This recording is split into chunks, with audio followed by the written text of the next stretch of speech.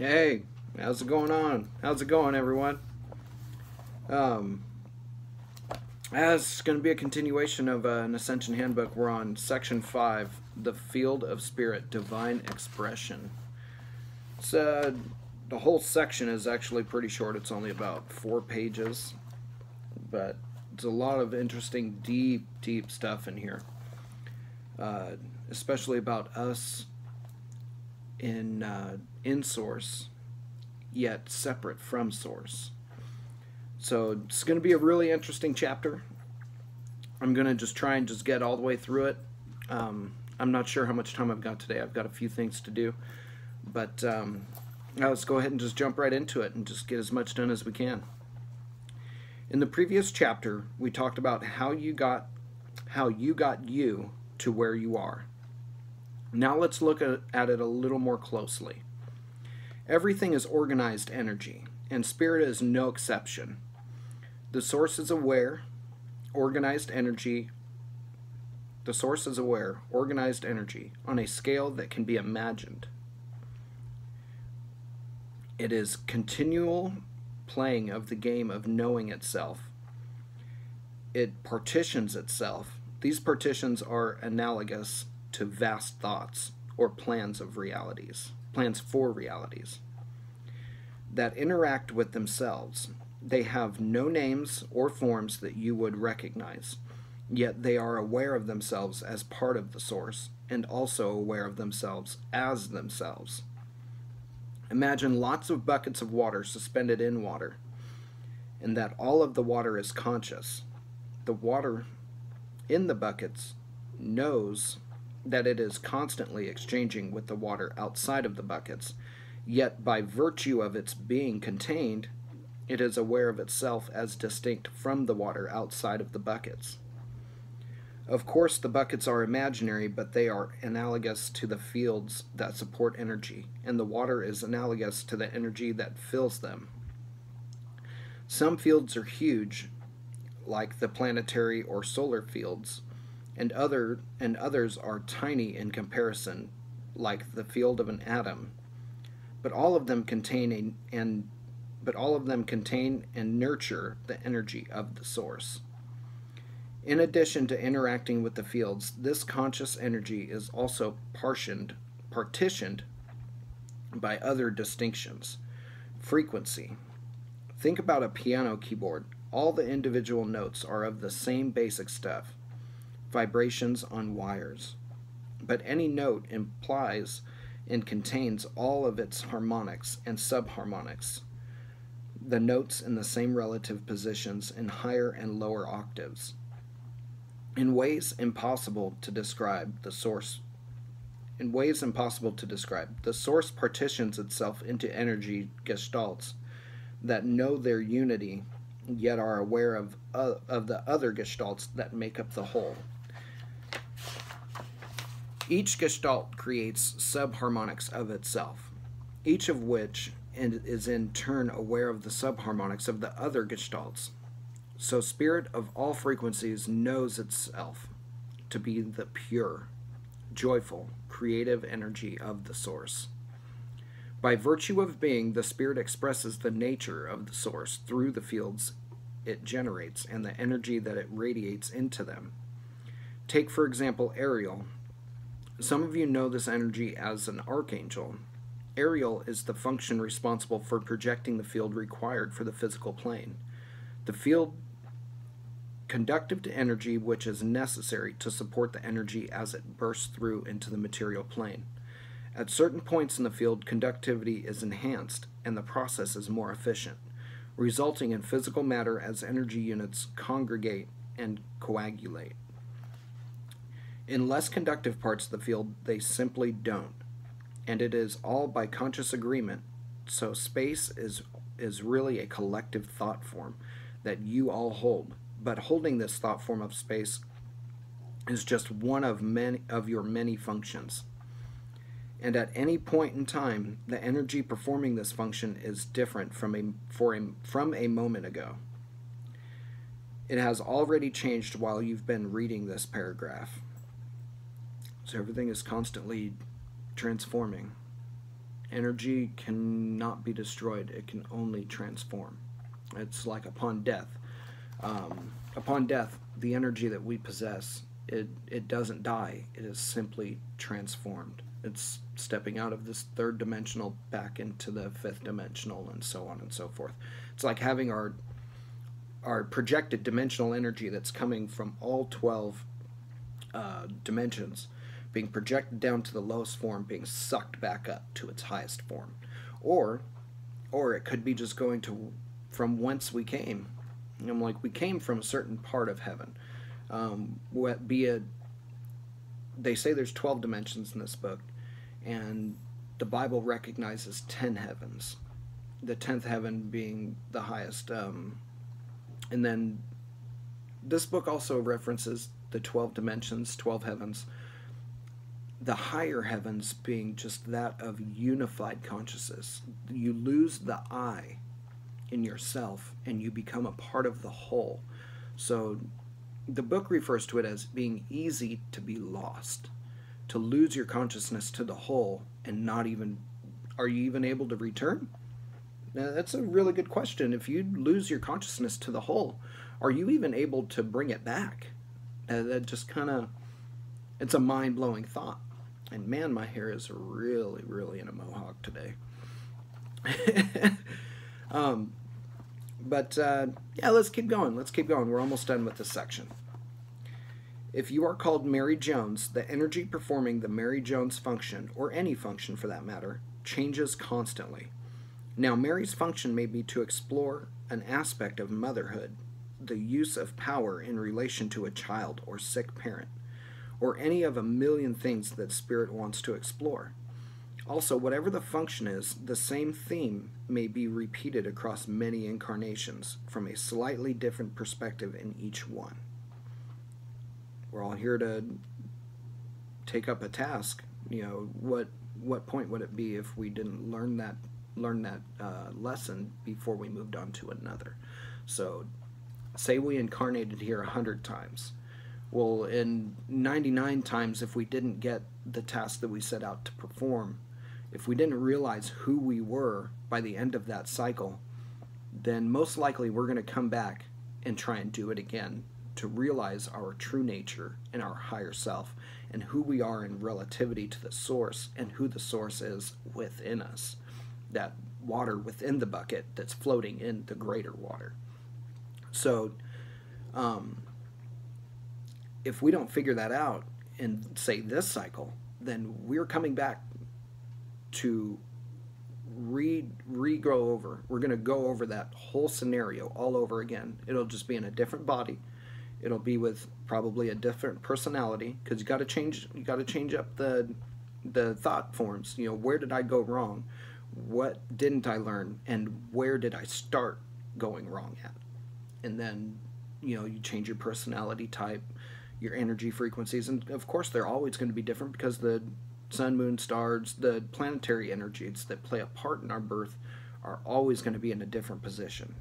Or are you going to wait until they're back in the same positions, which you would have to wait for a greater equinox, precession of the equinoxes in order for that to happen.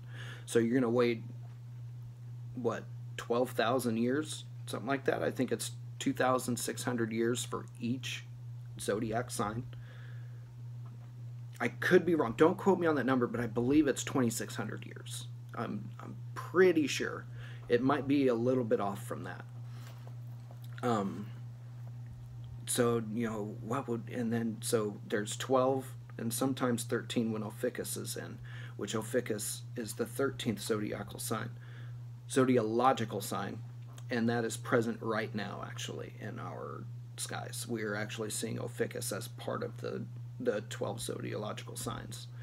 Yeah, let's go ahead and get back into this. I'm sorry, I'm totally going off on a tangent. Mary's personality and spirit self collectively determines how close she comes to consciously realizing her true nature as a part of the source, and therefore experiencing her individualness with everything and everyone around her. So we look at the world of spirit in two ways. Firstly, spirit is pure, organized energy, aware of itself and of its oneness. In this capacity, it doesn't do anything, it just is.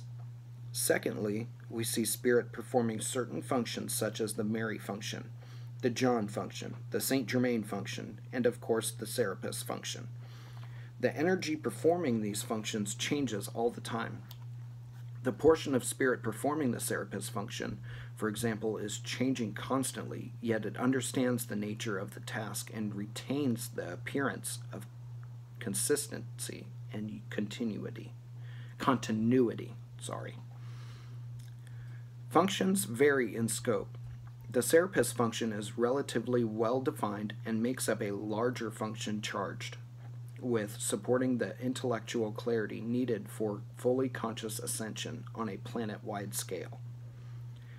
So he's saying that the Serapis function performs many functions, but the scope of the Serapis function is for ascension on a planetary scale. So it's for not just a singular ascension, but for a mass ascension. Okay, and I can see that why he compelled the man to write a book. Different levels of spirit perform different levels of this function in a well-orchestrated operation. For example, the channel Tony is the level of my function that gets these thought forms down on paper, and at another level, I am putting this information out on the planetary group mind grid for all to tap into. There is no one conductor in this orchestration.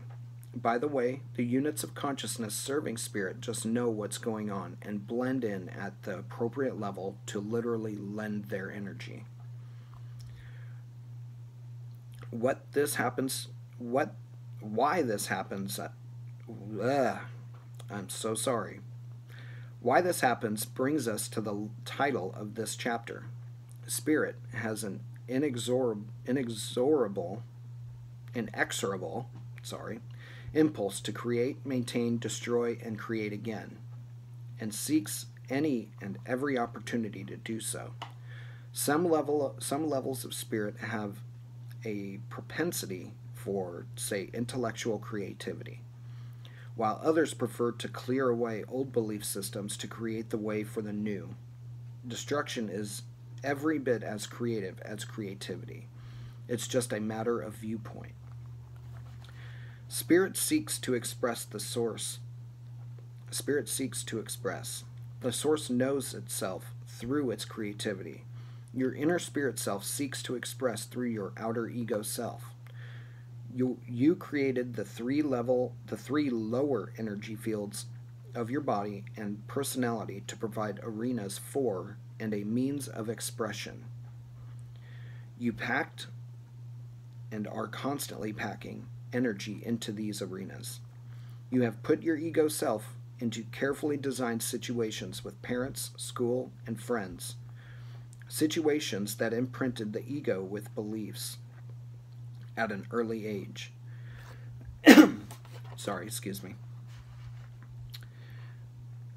You carefully selected the blend of energies that runs in your fields, and to some extent you leave your ego self to deal with them. But this does not mean that ego and spirit are in any way separate. You are your spirit self as much as you are anything. You express it with every thought, word, and deed. When you act from love, you allow spirit to flow through you unimpeded. When you act from fear, displaying hate, jealousy, greed, etc., you are blocking the flow of love from spirit. The only barrier between ego and spirit is fear. Fear cuts ego off from the spirit. And as you, the ego self, learn more about your true nature, the knowledge will begin to erode fear. It'll begin to just dismantle it. The whole thing. Fear, shame, guilt. It all just falls away like sand being eroded from a riverbed. As water pushes through it, it just drives it all away. As you let go of your fears, you allow yourself to become more emotionally and intellectually aware of spirit, and that allows more love in. In this universe, The basic currency is the emotion of love. It'll find any way in that it can. As it flows in, it dispels more fear, which allows even more love in, and so on and so on. It's a beautiful thought. I've always been a lover in life. To display hate and anger, I've always felt just got us nowhere. And I've always been told that faith and love are the currency of heaven. So you use that faith and that love to get what you need here. You always just bring it to Father, Mother, Source, whatever you want to call it. You always just take what you need empty-handed, go in love, and whatever you need. I was always told that if you need money, then give money. If you need love, then give love. Always give what you need, because you're going to see it come back to you in double, triple, and so on and so forth. So, I don't know, that's just my thoughts on love and just displaying love in this world, because that's what this world really needs. There's enough fear and anger and hate, racism. That's a big one in our time. For some reason, I can't watch the news anymore. It's disgusting. My friend's Mr. Thought, he always points out the political aspects of it, and my heart sinks. I'm just like, man, we are so lost in this world, and it's just spreading like wildfire right now.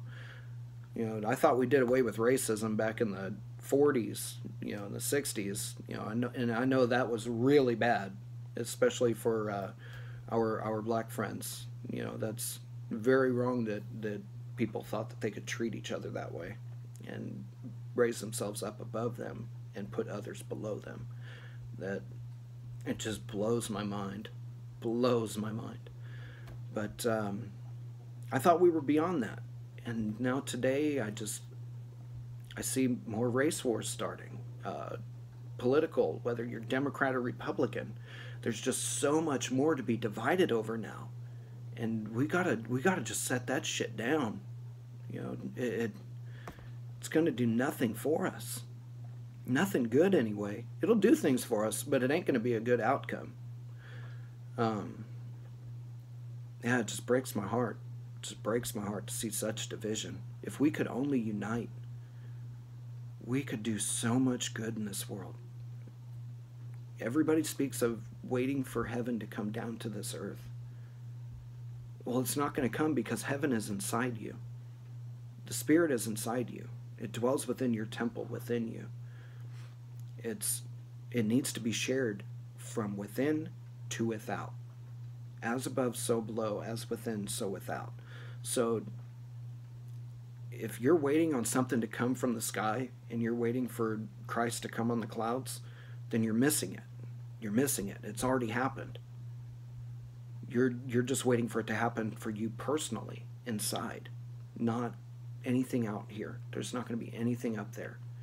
It's going to happen within you, and then you use that from the inside to the outside, and you display that godly love, that agape love, to those around you and to the earth around you. So there's even a punishment for those who destroy the earth, for those that, you know, just pollute it. Even the rocks cry out. If we were not to testify, even the rocks would testify in our place. So if we don't do it, the earth will. You know, and the earth's taken such a beating from us. We need to live in harmony with it. Only take what we need. We don't need to store up. I know there's all these preppers out there now that are just storing stuff up and just getting ready for this thing that's going to come. Well, you don't have faith that the Father's going to take care of you? He takes care of the birds of the air and the beasts of the field. He provides for them daily. Aren't we much more than they? That we shouldn't need to store up unless the Father says, hey, you need to store up. There's going to be no food whatsoever for 7 years, like in Joseph's time. He was given a dream to tell him it was going to make him great in the old world. And he was given the prophecy in order to bring about his greatness, because there was a prophecy just prior to that about all the wheat, all the sheaves of wheat bowing before him. So in order for Father to bring that about, he had to bring about the famine, and he had to bring about the storehouses in order for Joseph to save everyone and become the first Pharaoh. He was raised up for that specific purpose, and the famine was brought on for that specific purpose. But it's all good. Let's go ahead and get back into this. I'm so sorry. I'm literally just being led in so many different directions today. I hope y'all can forgive me for that. So the spirit expresses through ego, the I, that continuously knows itself. You, the ego self, are the physical plane, leading edge of your vast spirit self. You are its eyes, ears, and hands. Your ego self deals with the events around you, deciding what to do about what. But you, as ego and spirit, jointly decide what events shall come up. How do you know what to expect? What will the next hour bring? It shouldn't even matter. Just walk by faith. To know these things, you would widen your conscious focus to include your spirit self. I do not advocate removing focus from the physical plane entirely, because this would negate why you incarnated here. I do advocate, however, becoming fully aware of the contents of your 3 lower fields as a prelude to coming to identify with spirit and to embodying spirit in your lower fields. You have to unite the masculine with the feminine. That's what Christ said.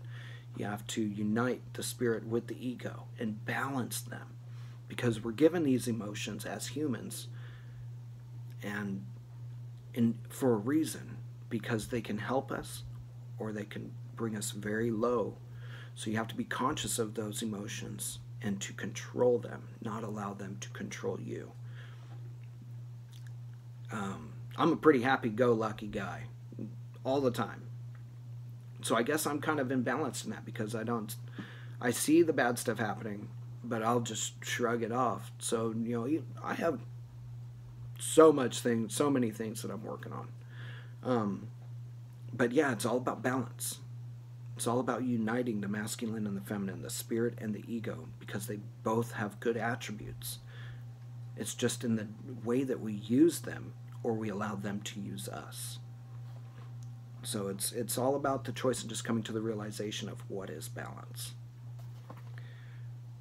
So the field of spirit is one more field, over and above the 3 we've already talked about.